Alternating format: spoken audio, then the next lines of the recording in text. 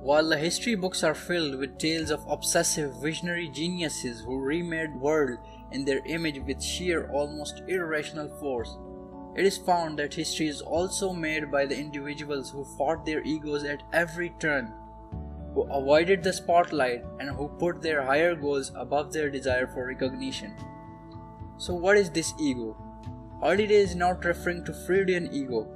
He uses the term to describe the part of you that is always striving for recognition, the part of you that always has an excuse, the part of you that prevents you from getting done what needs to be done.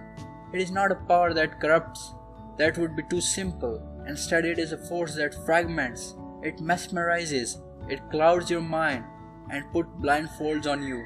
It makes you see what you want to see. Ego is the default choice because it is soothing and comforting. Let's look at a few exceptional lessons learned from this book.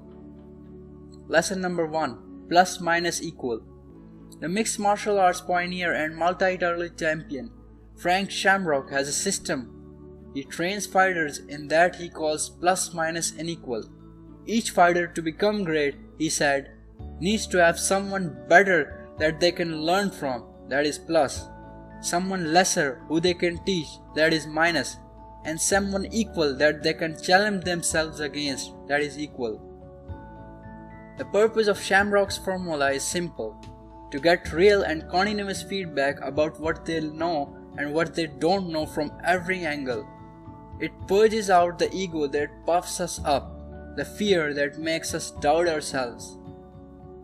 Lesson number 2. Dead time or a lifetime. Before Malcolm X became the legendary human rights activist he is known today, he was Detroit Red, a criminal that dabbled in drugs, prostitution, and armed robbery. After being arrested and sentenced to 10 years in prison, Detroit Red had to make a choice. How would he spend his time behind bars? According to Robert Greene, author of famous books, there are 2 types of times in our lives: dead time, when people are passive and waiting, and a lifetime, when people are learning, acting, and utilizing every second.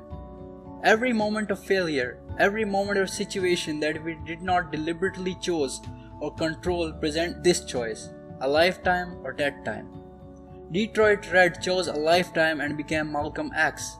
He spent his prison sentence reading every book he could get his hands on. He studied history, philosophy, and even wrote out the dictionary so he could learn all the words he'd never heard. Our egos will try and tell us that this isn't our fault, or, well, this is the end of my life, what's the point in trying?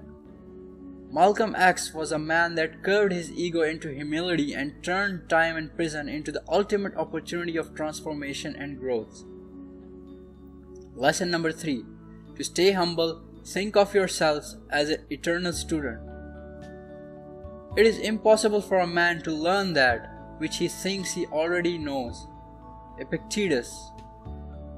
Ryan suggests that you think of yourselves like many of the ancient Stoics did, an eternal student of life dedicated to learning as long as you live. This keeps you humble and encourages you to learn from the best in your field. However, this pays to look both up and down the chain. Take some time to mentor and teach others. Going back to beginners and helping them exposes you to the full spectrum of skill levels and is another way to restrain your ego.